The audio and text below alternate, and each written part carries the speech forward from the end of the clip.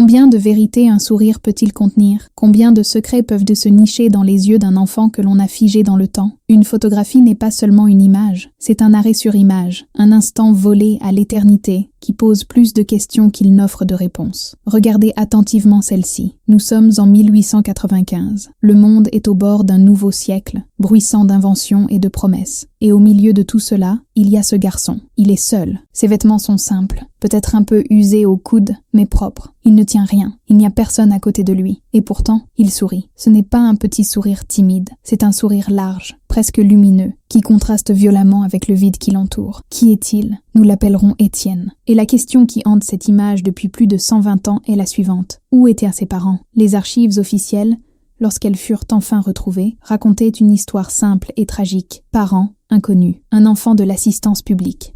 Mais la vérité, découverte bien après le début du XXIe siècle, est infiniment plus complexe, plus douloureuse et plus héroïque. Ce sourire n'est pas un signe d'innocence, c'est le masque d'un secret. Au moment précis où le photographe a déclenché l'obturateur, Étienne, âgé de 8 ans, protégeait un secret qui allait non seulement sceller son propre destin, mais aussi redéfinir le sens du mot « famille ». Ce que nous allons découvrir ensemble aujourd'hui n'est pas seulement l'histoire d'un enfant perdu, c'est la chronique d'un sauvetage silencieux, mené dans l'ombre d'une société qui préférait ne pas voir. Je vous promets que d'ici la fin de ce récit, vous ne regarderez plus jamais ce visage souriant de la même manière. Vous comprendrez le poids exact de ce moment. Notre mission sur cette chaîne est précisément celle-ci. Nous recherchons les visages oubliés dans la foule, les notes de bas de page de l'histoire, pour leur redonner la parole. Nous croyons que les leçons les plus profondes ne viennent pas des rois ou des généraux, mais de ceux qui, comme Étienne, ont fait preuve d'un courage immense, sans jamais recevoir de médaille.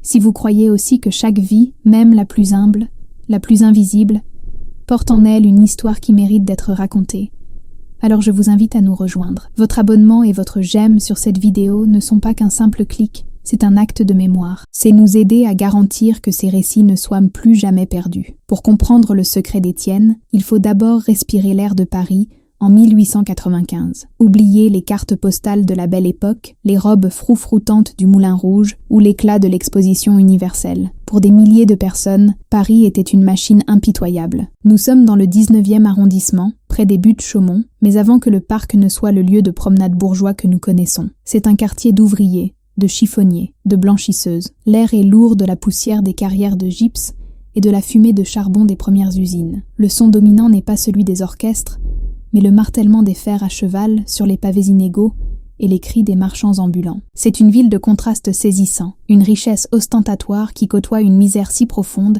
qu'elle en devient invisible. C'est dans ce monde qu'Étienne navigue. Il n'est officiellement personne. Pupille de la nation, un terme élégant pour désigner un orphelin, un enfant dont l'État a la charge. Mais la charge était légère. L'État le plaçait chez des nourrices ou des tuteurs, des gens souvent aussi pauvres que lui, qui recevaient une maigre allocation pour le loger et le nourrir. Pour beaucoup de ces tuteurs, ces enfants n'étaient qu'une bouche de plus à nourrir, ou pire, une main-d'œuvre bon marché. La vie d'Étienne était rythmée par le froid et la faim. Il se levait avant l'aube pour aller chercher du bois ou du charbon. Il passait ses journées à faire des courses pour sa tutrice, une femme nommée Madame Girard, dont le cœur s'était endurci au rythme des hivers parisiens. Il n'allait pas à l'école régulièrement. L'école était un luxe, la survie était une obligation.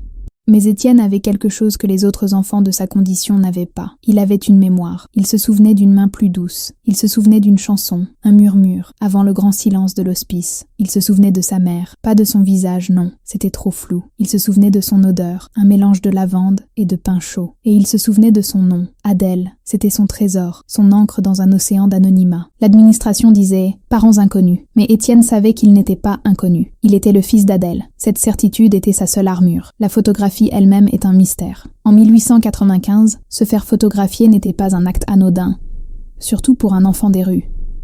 Ce n'était pas un portrait de studio. La lumière est naturelle, dure.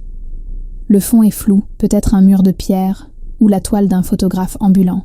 Ces artistes précaires parcoururent les quartiers populaires, offrant d'immortaliser les visages pour quelques centimes. Comment Étienne, qui n'avait probablement jamais possédé une pièce de monnaie qui lui soit propre, a-t-il payé ou n'a-t-il pas payé? Le photographe a-t-il été si frappé par ce contraste, la solitude et ce sourire éclatant qu'il a décidé de prendre le cliché pour sa propre collection d'études de type parisien. C'est l'hypothèse la plus probable. L'enfant était devenu un archétype, le gamin de Paris. Mais ce que le photographe ne savait pas, c'est que ce sourire n'était pas destiné à l'objectif. Ce n'était pas de la joie, c'était de la fierté. C'était le soulagement d'une mission accomplie, car juste 1 heure avant que cette image ne soit prise, Étienne avait fait quelque chose d'extraordinaire. Il avait désobéi, il avait menti, il avait volé, et grâce à cela, il avait sauvé une vie. Le secret qu'il gardait derrière ce sourire, ce n'était pas seulement le sien, c'était le secret de sa mère, Adèle, qu'il avait enfin retrouvé, caché non pas à des kilomètres de là, mais à quelques rues seulement, dans un lieu où la société enfermait les femmes qu'elle ne savait ni guérir ni comprendre. Il souriait parce qu'il venait de lui apporter la seule chose qui pouvait la sauver, et personne au monde, ni Madame Girard, ni les agents de l'assistance publique ne s'en doutaient. La mémoire d'un enfant de 8 ans n'est pas un livre d'histoire, c'est une collection de fragments, d'odeurs et de sensations. Pour Étienne, la vie d'avant n'était pas une chronologie, mais un seul sentiment tenace, la sécurité. Et cette sécurité avait une odeur, c'était la lavande. Ce n'était pas la lavande chère des dames du faubourg Saint-Germain, mais la lavande simple, séchée, que les blanchisseuses mettaient dans les armoires à linge. Il se souvenait de cette odeur mêlée à celle du pain chaud et au son d'une voix qui fredonnait. Cette voix appartenait à un nom, Adèle. Dans le système de l'assistance publique, il était Étienne X, un dossier, un numéro. Mais dans son cœur, il était le fils d'Adèle. Madame Girard, sa tutrice, n'avait aucune patience pour ses rêveries. Pour elle, le passé était un luxe que les pauvres ne pouvaient s'offrir. « Tes parents t'ont laissé », lui disait-elle, non par cruauté, mais par pragmatisme. « Oublie-les, pense à ton pain. » Mais Étienne ne pouvait pas. Oublier, c'était se perdre lui-même. Pendant des années, ce nom et cette odeur furent ses seuls compagnons. Il cherchait ce parfum de lavande dans les rues, sur les marchés, près des lavoirs publics où les femmes battèrent le linge dans l'eau glacée de la Bièvre. Il observait leurs visages fatigués, cherchant une étincelle de reconnaissance, un regard qui pourrait être celui de sa mère, mais il n'y avait rien. Il n'était qu'une ombre parmi d'autres. Puis, un hiver, alors qu'il avait presque 8 ans, tout changea. Le froid était si mordant que Madame Girard, dans un rare geste de quasi-générosité, lui jeta un vieux sac de chiffon pour qu'il répare son manteau usé jusqu'à la corde. « Fais-toi un plastron !»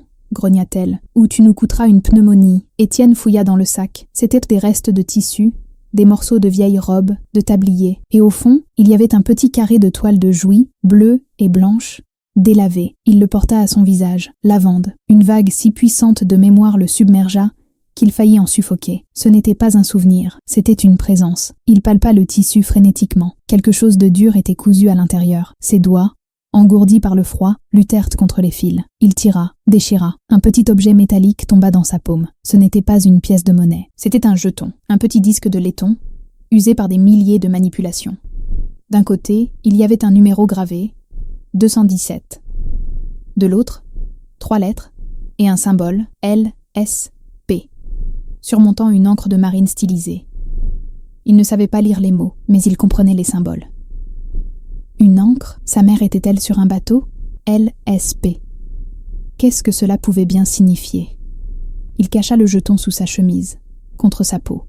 Ce n'était plus un simple morceau de métal. C'était une carte. C'était la première pièce d'un puzzle qu'il ne comprenait pas encore, mais il savait qu'Adèle était à l'autre bout. Son existence de gamin des rues, auparavant sans but, avait maintenant une mission. Il se mit à lire Paris d'une nouvelle manière. Il n'était plus seulement en quête de nourriture, ou d'un abri contre le vent. Il était en quête de 3 lettres. Il montrait le jeton, discrètement, à d'autres enfants des rues, à des chiffonniers, à des livreurs de charbon. La plupart haussèrent les épaules. « C'est rien, ça. Un jeton de consigne, » disait-il. Mais Étienne persistait. Sa quête le mena d'abord vers le L. « L'avoir », insista un vieil homme qui vendait des marrons chauds. « C'est un jeton de blanchisseuse, pour son casier. » Pendant des semaines, Étienne hanta les grands lavoirs de la Villette et du canal Saint-Martin. Il observait les femmes, leurs bras rouges dégonflés, leurs visages marqués par la vapeur et la fatigue. Il écoutait leurs conversations, espérant entendre le nom Adèle, mêlé aux commérages et aux plaintes. Il devint un expert de ce monde féminin et laborieux. Il apprit à distinguer les types de savon, le prix du séchage, les disputes pour une bonne place près des bassins chauds. Il aidait parfois à porter un panier trop lourd, en échange d'un regard ou d'un quignon de pain, mais jamais il ne posait la question directement. Il savait, d'instinct, qu'une question directe d'un enfant de l'assistance attirerait le mauvais type d'attention. Mais personne ne reconnaissait le jeton. LSP? Non, les lavoirs s'appelaient l'avoir moderne ou l'avoir de la reine. L'encre de marine, peut-être pour les uniformes des marins, suggéra une femme. La piste était froide. Il était découragé. L'hiver s'intensifiait. Le jeton semblait se refroidir contre sa peau. Il était assis sur les quais de la Seine, près du pont Neuf, regardant les bateaux-mouches qui transportaient des marchandises. L'ancre, l'ancre. Il s'approcha d'un groupe de bateliers qui déchargeaient du charbon. C'étaient des hommes rudes, mais Étienne avait appris à se faire petit. Il attendit qu'ils fassent une pause. Il s'approcha du plus vieux, un homme dont le visage était une carte de rides et de suie. Sans un mot, Étienne ouvrit sa main et montra le jeton. L'homme plissa les yeux. Il prit le jeton. Il le retourna. Son expression changea. La dureté laissa place à quelque chose qui ressemblait à de la pitié. Il regarda Étienne, puis le jeton. « LSP » murmura-t-il, faisant le signe de croix. « Ce n'est pas un lavoir, mon petit, c'est la salpêtrière. » Il pointa son doigt vers le sud-est, de l'autre côté du fleuve. L'hospice de la salpêtrière. Étienne ne comprenait pas. Un hospice, comme l'endroit où il avait été déposé. Le batelier secoua la tête. Non, pas cet hospice-là. C'est l'asile. C'est là qu'on met les femmes qui ont perdu l'esprit, les folles. Il rendit le jeton à Étienne comme s'il brûlait. L'encre, ajouta-t-il doucement, c'est leur symbole, parce que l'hôpital a été construit pour les vétérans de la marine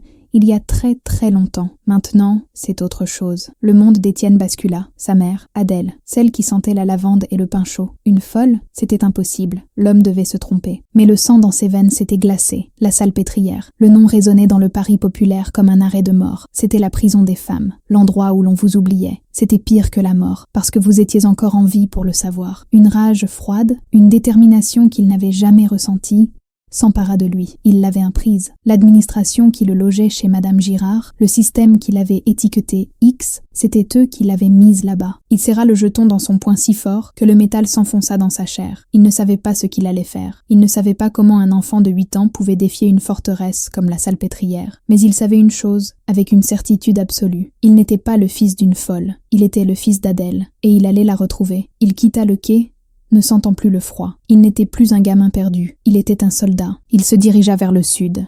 Traversant la Seine, il allait voir cet endroit de ses propres yeux. Le premier pas de son plan secret venait d'être fait. La salpêtrière n'était pas un bâtiment, c'était un pays, un continent de douleur muré en plein cœur de Paris. Quand Étienne arriva enfin devant les grilles monumentales du boulevard de l'Hôpital, il comprit le regard de pitié du batelier. C'était une forteresse. Les murs étaient donc plus hauts que ceux d'une prison, coiffés de tessons de bouteilles, qui scintillaient méchamment sous le soleil d'hiver. C'était, comme on l'appelait dans les bas-fonds, la cité des folles, mais elle avait été conçue comme un arsenal, une poudrière, un lieu fait pour contenir des explosions. Et maintenant, elle contenait des vies brisées.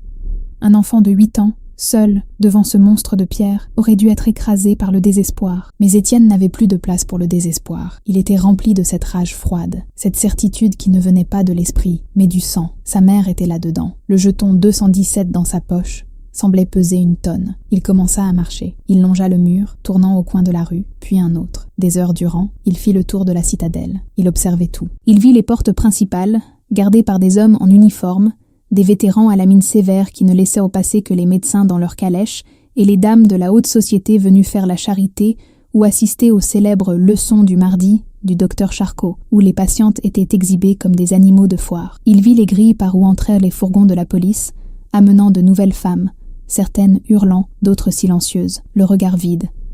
Et puis, il vit les portes de service. Celles-ci étaient différentes, plus petites, plus sales, nichées dans des renfoncements du mur. C'est par là que la vie de l'hôpital entrait et sortait, des charrettes de charbon, des tonneaux de vin pour la pharmacie, et d'immenses tombereaux de linge. Le linge. Étienne s'arrêta. Une odeur âcre, celle de la lessive bouillante et du chlore, s'échappait d'une de ses portes. C'était là, la buanderie, la laverie, le L de son jeton. Il se posta en observation. Pendant 2 jours, il devint une ombre contre le mur d'en face. Il apprit les rythmes de cette porte. Les charrettes de linge sale entraient à l'aube. Celles de linge propre, pliées, sortaient en l'après-midi. Le travail était effectué par des femmes. Certaines portaient l'uniforme des sœurs, grises et impassibles, mais d'autres étaient vêtues de simples robes de bure, les cheveux couverts d'un fichu. Elles ne parlaient pas. Elles poussaient et tiraient les lourds chariots, avec un épuisement mécanique. Elles semblaient aussi prisonnières que les patientes, et parmi elles, il y avait des filles, à peine plus âgées qu'Étienne, dont le travail consistait à trier les chiffons, ou à ramasser les pièces de linge tombées. C'était sa porte d'entrée. Il remarqua une fille en particulier. Elle devait avoir 10 ou 11 ans. Maigre, le visage maculé de suie, elle se battait avec un essieu de charrette qui avait déraillé dans une ornière. Elle jurait à voix basse, donnant des coups de pied rageurs dans la roue. Personne ne l'aidait. Les gardes la regardaient sans bouger. Étienne traversa. Il ne dit rien. Il se glissa sous la charrette, dans la boue glacée. Il examina le problème. Il attrapa un morceau de bois cassé dans le caniveau, le cala sous l'essieu comme un levier. « Maintenant », souffla-t-il. La fille,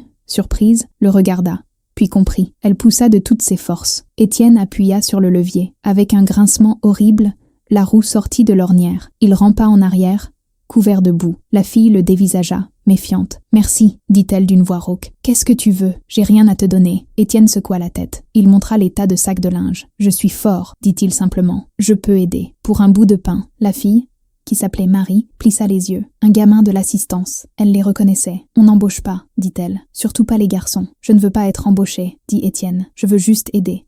Dehors, ici. » Il montra la rue. « Tu me donnes ce qui reste de ton pain à midi. C'est tout. » Marie réfléchit. Avoir ce gamin pour l'aider à manœuvrer les charrettes les plus lourdes à l'extérieur, cela lui éviterait les coups du contremaître. « D'accord, » dit-elle. « Mais tu restes là. Tu ne t'approches pas de la grille. S'ils te voient, ils te chasseront. Et moi, j'aurai des ennuis. » Pendant une semaine, Étienne devint l'assistant fantôme de Marie. Il arrivait avant l'aube, l'aidait à positionner les charrettes vides. Il attendait des heures, puis il aidait à traîner les charrettes pleines de linge sale jusqu'à la zone de tri extérieur. Il apprenait, il écoutait. Marie parlait peu, mais elle laissait échapper des bribes. Elle vivait là, dans un dortoir pour les employés. Elle était placée par une œuvre de charité. C'était mieux que la rue, disait-elle, mais à peine. Le travail était éreintant et la peur était constante. La peur des médecins, la peur des contremaîtres et surtout la peur des autres, les patientes. Un jour, alors qu'il partageait un morceau de pain rassis, Étienne se décida.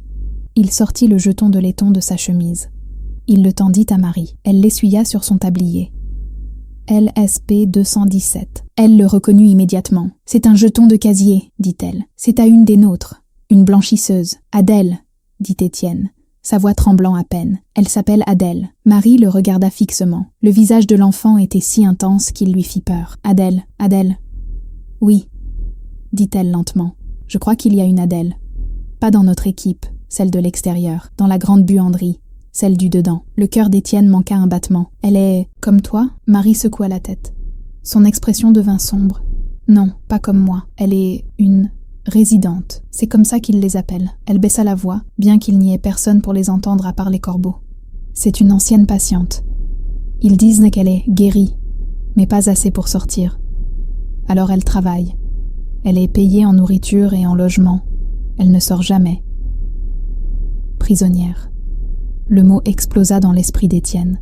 Sa mère était une prisonnière ouvrière, enfermée à quelques mètres de lui, lavant le linge de ses propres geôliers. « Je dois la voir, » dit Étienne. Marie recula, terrifiée. « Tu es fou, c'est impossible. Si on nous prend, toi, ils t'envoient à la maison de correction. Moi, ils me mettent avec les agités. Je n'ai pas besoin d'entrer, » dit Étienne, son cerveau tournant à une vitesse incroyable. Il avait vu les charrettes de linge propres. Elles étaient immenses, profondes, et couverte de toile. « Tu sors le linge propre. Je dois lui donner quelque chose. » Il fouilla dans sa poche, mais il n'avait rien. Que pouvait-il lui donner ? « Et elle, continua-t-il, elle a besoin de quelque chose ? Est-ce qu'elle est malade ?» Marie hésita. Elle n'est pas comme les autres. Elle est silencieuse. Elle fait son travail, mais elle tousse.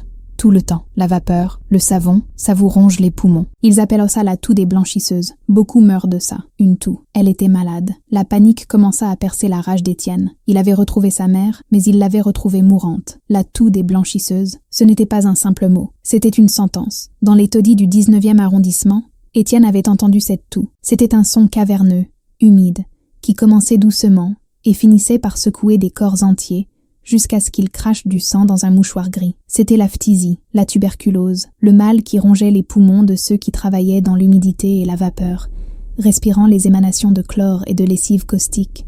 Savoir que sa mère, Adèle, était vivante à quelques mètres de lui était une agonie. Savoir qu'elle mourait de cette toux, seule dans la forteresse de pierre, transforma le chagrin d'Étienne en une glace brûlante. Il n'allait pas seulement la trouver, il allait la sauver. Mais comment ? On ne pouvait pas voler une bonne santé, on ne pouvait pas glisser de l'air frais dans une charrette à linge. Il lui fallait un miracle, il lui fallait de la médecine. Pendant les 3 jours qui suivirent, Étienne changea de terrain de chasse. Il laissa les abords immédiats de la Salpêtrière pour explorer le quartier environnant. Il devint l'ombre des apothicaires. Il n'était plus un gamin perdu, il était un stratège. Il observait les livraisons, les garçons de course, les médecins qui entraient et sortaient. Il apprit à reconnaître les flacons par leur couleur et leur forme. Les bocaux bleus contenaient des poisons, les flacons bruns contenaient des sirops. Il entendit les clients à l'intérieur, leurs voix feutrées demandant de l'élixir parégorique ou du sirop de codéine pour calmer la poitrine. La codéine, ce mot s'imprima dans son esprit. C'était ce qu'il fallait. C'était la seule chose qui pouvait apaiser ce feu dans les poumons de sa mère, lui donner un répit, une chance de respirer. Mais ce sirop coûtait des francs qu'il n'avait pas, qu'il n'aurait jamais. Il n'y avait qu'une seule solution. Il devait le voler. Mais voler était la partie facile. La vraie question le rongeait, alors qu'il aidait Marie à pousser les charrettes. Pourquoi? Pourquoi Adèle était-elle là? Si elle était guérie, pourquoi était-elle toujours prisonnière? Il devait savoir. Il sentait que ce secret était la clé de tout. Un après-midi, alors que la pluie glacée commençait à tomber, il accula Marie près d'un tas de sacs de linge sale. « Marie, pourquoi elle est là? La vérité, pas ce qu'ils disent. » Marie devint blême. Elle regarda autour d'elle, terrifiée. « Étienne, tais-toi.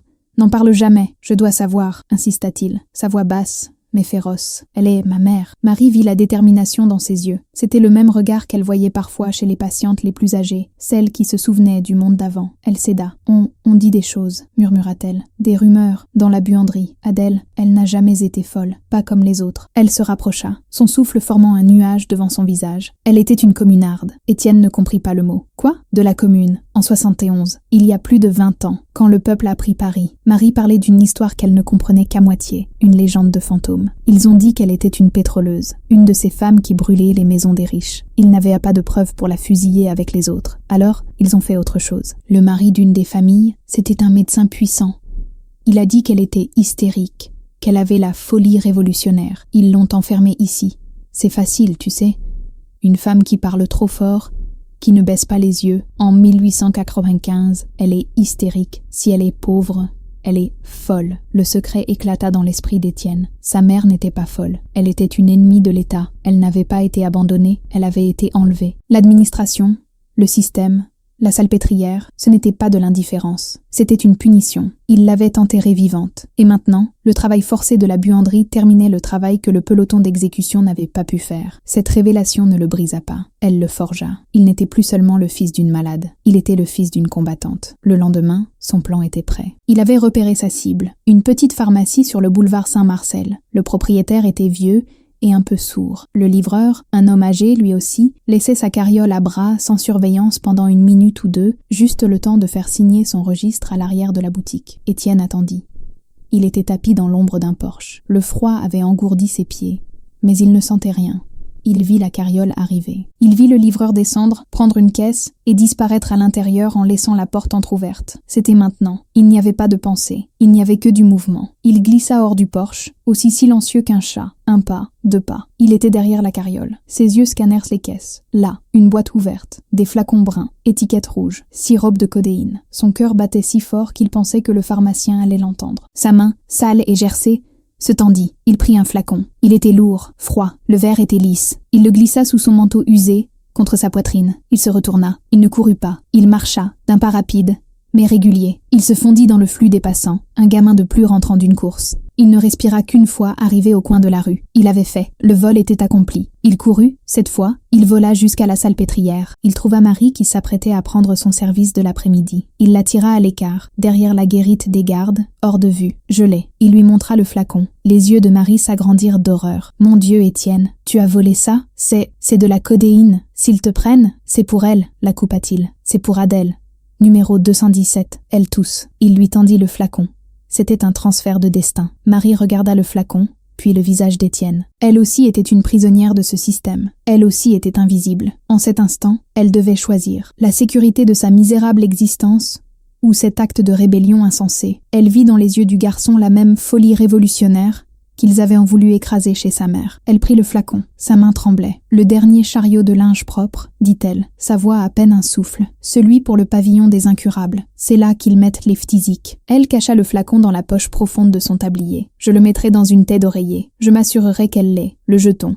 217. C'est notre code, aux blanchisseuses résidentes. Pour les choses qui passent, discrètement. Elle le regarda une dernière fois. Maintenant, va-t'en. Ne reste pas ici. S'il te voit traîner après ça, elle n'eut pas besoin de finir. Marie disparut derrière la grille, emportant avec elle le miracle volé. Étienne resta seul, le cœur battant, le vide sous son manteau. Il avait joué sa seule carte. Il ne lui restait plus qu'à attendre. Le portail de la buanderie se referma sur Marie, avec un bruit sourd et métallique. Le flacon de codéine avait disparu. Étienne était de nouveau seul, mais le monde avait changé. L'air n'était plus seulement froid, il était vibrant, chargé d'une électricité invisible. Il s'adossa au mur d'en face, se forçant à se fondre dans la pierre grise. Il ne pouvait pas partir. Il devait attendre. Il ne savait pas quoi, mais il devait. Un signe. Le retour de Marie. N'importe quoi. Chaque minute s'étirait en 1 heure. Il observait les gardes, les charrettes qui passaient, essayant de paraître invisibles.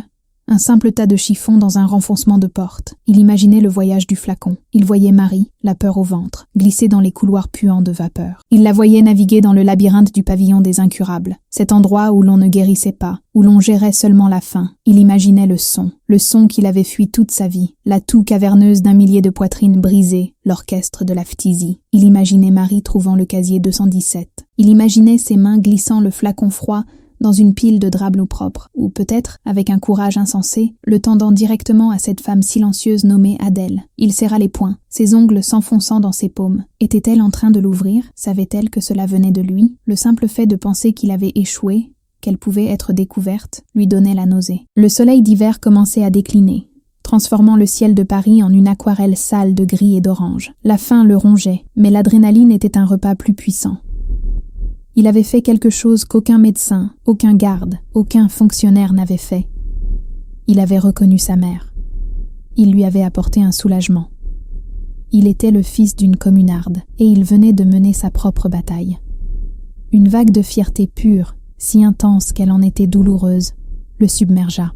C'est à ce moment-là qu'il le vit. Un homme, pas un garde, pas un médecin. Un homme avec une étrange boîte en bois sur un trépied, un photographe ambulant. L'homme avait repéré Étienne. Il ne voyait pas un soldat en pleine mission. Il voyait ce que le monde voyait. Un gamin de Paris, pittoresque dans sa misère, figé contre le mur d'un hospice. L'homme s'installa, ajustant sa plaque de verre, disparaissant sous un voile noir. Étienne le regardait à peine. Son regard était fixé sur le portail de la buanderie. Il attendait le cri d'alarme. Il attendait que Marie soit traînée dehors. Et en même temps, il priait pour qu'elle ne revienne pas, pour qu'elle soit en sécurité à l'intérieur. « Hé, gamin !» lança le photographe. « Regarde par ici !» Étienne tourna lentement la tête. Il n'était pas en colère. Il n'était pas triste. Il était ailleurs. Il était dans le pavillon des incurables. Il était avec Adèle. « Allez, un petit effort !» dit l'homme. « Pense à quelque chose de drôle. » Étienne pensa. Il pensa au regard de pitié du batelier. Il pensa à la peur dans les yeux de Marie. Il pensa au médecin qu'il avait déclaré folle parce qu'elle était courageuse. Il pensa à l'administration qu'il avait volée à sa mère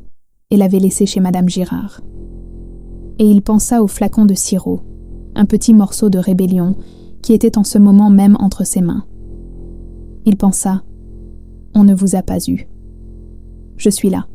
Je t'ai trouvé. » Il pensa à l'odeur de lavande, et, en regardant, non pas le photographe, mais le monde entier qui avait tenté de les écraser, Étienne sourit. Ce n'était pas le sourire d'un enfant, c'était le sourire d'un vainqueur. C'était un défi. Un éclair blanc et une petite explosion de fumée de magnésium éclatèrent. L'instant était figé, l'image était prise. Le secret était scellé à jamais dans l'argenture. L'éclair eut un effet immédiat. Il attira l'attention. Au même instant, un fiacre s'arrêta brusquement près de la porte principale. Le vieux pharmacien du boulevard Saint-Marcel en descendit, le visage rouge de colère. Il gesticulait, pointant du doigt sa boutique au loin, puis le portail de l'hôpital.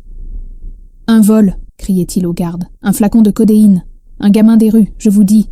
Il doit traîner par ici, c'est sûr. » Le garde, déjà agacé par le photographe et la fumée, tourna la tête. Son regard balaya la rue et s'arrêta net sur la seule anomalie. Un enfant de 8 ans, seul, qui ne jouait pas, qui ne mendiait pas, mais qui observait.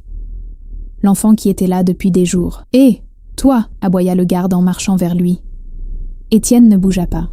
Le photographe, ayant ce qu'il voulait, commençait déjà à remballer son matériel, étranger au drame qu'il venait de précipiter. Le garde attrapa Étienne par le col de son manteau usé. « C'est toi qui traînes ici, hein? Qu'est-ce que tu regardes ?» Le pharmacien s'approcha en boitillant. « C'est lui, il a la tête de l'emploi. Fouillez-le !» Les mains rugueuses du garde fouillèrent brutalement Étienne. Ses poches étaient vides. Le jeton de laiton était caché sous sa chemise, contre sa peau. Mais ils ne le trouvèrent pas. « Il n'a rien, » dit le garde. « déçu. « Il l'a déjà passé, insista le pharmacien. « Regardez ses yeux, il est coupable comme le péché. Fais-le parler. » Le garde secoua Étienne. C'était l'instant de vérité, l'impossible choix. Il pouvait pleurer, nier, inventer une histoire. Il pouvait essayer de fuir, mais il ne fit rien de tout cela. Il regarda le garde, puis le pharmacien. Il pensa à Marie, qui serait jetée aux agités. Il pensa à sa mère, qui venait peut-être de boire sa première gorgée de paix depuis 20 ans. Son silence devint une armure. Il ne dit pas un mot. « Un petit dur, hein ?» ricana le garde. « On connaît ton espèce. Tu ne veux pas parler ici ? Très bien. » Il commença à le traîner vers le poste de garde. « Tu parleras à la préfecture. » Alors qu'il le tirait, Étienne jeta un dernier regard au portail de la buanderie. La mission était accomplie. Le prix à payer était lui-même. Son destin était scellé. Étienne n'a jamais revu Marie. Il n'a jamais revu les murs gris de la salpêtrière. En tant que pupille de la nation en fugue, coupable de vol, le système n'a eu aucune pitié pour lui. Son silence devant les autorités de la préfecture fut interprété non comme de la loyauté, mais comme de l'insolence. Il fut envoyé loin de Paris, dans une colonie agricole pénitentiaire, un de ces reformatoriaux ruraux où l'on envoyait les garçons difficiles pour les briser par le travail de la terre, de l'aube au crépuscule. Son nom fut à nouveau effacé. Il redevint un numéro, travaillant dans le silence, le froid et la boue. Il perdit tout, sauf une chose, le souvenir de ce qu'il avait fait, le souvenir de ce sourire. Et Adèle, qu'est-il advenu d'elle, la prisonnière de 117? Les archives de l'hôpital, redécouvertes plus d'un siècle plus tard par des historiens obstinés, racontent une fin d'histoire discrète mais bouleversante. Les registres du pavillon des incurables, normalement laconiques, notent un changement surprenant chez la patiente Adèle dans les dernières semaines de 1895. Le médecin de garde note que sa toux agonisante, la toux des blanchisseuses, qui déchirait le dortoir nuit et jour, s'est miraculeusement apaisée. Les notes rapportent qu'elle, d'habitude silencieuse et résignée, a passé ses derniers jours dans un état de calme inhabituel, dormant enfin paisiblement. Elle est décédée dans son sommeil, quelques semaines seulement après la capture d'Étienne. Le flacon de codéine volé n'a pas sauvé sa vie. Il n'a jamais été question de cela. Il a fait quelque chose de plus important. Il lui a donné la paix. Il a mis fin à sa douleur. Étienne, par son acte de rébellion solitaire, n'a pas pu lui rendre sa liberté, mais il lui a rendu sa dignité dans la mort. Il a été sa dernière tendresse, le dernier écho de l'odeur de lavande. Étienne a survécu au reformatorio. Il en est sorti des années plus tard, jeune homme forgé par le silence et le travail forcé. Il n'est jamais retourné à Paris. Il a vécu une vie anonyme, invisible, comme des millions d'autres. Il est devenu ouvrier, puis peut-être paysan. L'histoire a perdu sa trace. Mais nous savons qu'il a vécu, car il portait en lui ce secret. Le secret que, pendant une semaine de sa 8e année, il avait été un géant. Il avait défié un système, retrouvé une mère perdue et mené à bien une mission de sauvetage impossible. Quant à Marie, son nom disparaît des registres de la salpêtrière peu de temps après l'incident. A-t-elle été renvoyée ou, comme elle le craignait, a-t-elle été punie en étant elle-même internée? C'est un secret que les murs gardent encore. Elle fut le rouage essentiel de ce sauvetage, une héroïne invisible de plus. Aujourd'hui, quand nous regardons cette photographie de 1895, nous ne pouvons plus y voir un simple gamin des rues. Nous ne voyons plus un type parisien pittoresque. Nous voyons un monument. Nous regardons le visage d'un fils au moment précis de son triomphe et de son sacrifice. Ce sourire, qui semble si innocent, est en réalité chargé de la connaissance la plus lourde qui soit. C'est le sourire de quelqu'un qui vient d'accomplir son devoir le plus sacré, au péril de sa propre liberté. Ce n'est pas un sourire de joie, c'est un sourire de fierté, de soulagement et de défi. C'est la dernière lueur d'un amour qui a refusé de s'éteindre, la preuve qu'un enfant de 8 ans, sans rien ni personne, peut affronter la plus grande des forteresses et lui arracher une victoire. La leçon qu'Étienne et Adèle nous laissent n'est pas une leçon de victoire éclatante, c'est une leçon sur le courage silencieux. Elle nous enseigne que le véritable héroïsme ne se trouve pas toujours dans les grandes batailles, mais souvent dans les actes de compassion invisibles, dans le refus d'oublier ceux que le monde a décidé d'effacer. Le legs d'Étienne est la preuve qu'un seul acte d'amour déterminé peut racheter une vie de souffrance, ne serait-ce que pour quelques semaines de paix. Maintenant, je vous invite à réfléchir à cela. Combien de fois croisons-nous des visages dans la rue, des sourires ou des regards vides, sans avoir la moindre idée des batailles secrètes qu'ils mènent? Qu'est-ce qui a le plus de valeur? Réussir aux yeux du monde, ou réussir à accomplir une seule mission juste et secrète que personne ne connaîtra jamais? Et enfin, quel acte de courage invisible, dans votre propre vie, pourriez-vous accomplir pour apporter la paix à quelqu'un qui souffre en silence? Si cette histoire vous a touché, si vous avez senti le poids de ce sourire avec nous, commentez ci-dessous avec le mot-clé secret, lavande. C'est notre façon d'honorer la mémoire d'Adèle et le courage de son fils. Votre soutien est ce qui nous permet de continuer à retrouver ces héros oubliés. Alors s'il vous plaît, si ce n'est pas déjà fait, abonnez-vous à notre chaîne, aimez cette vidéo et partagez-la. Et n'oubliez pas de regarder la prochaine histoire qui vous attend. Car les archives sont pleines de photos qui n'attendent que de nous livrer leurs secrets.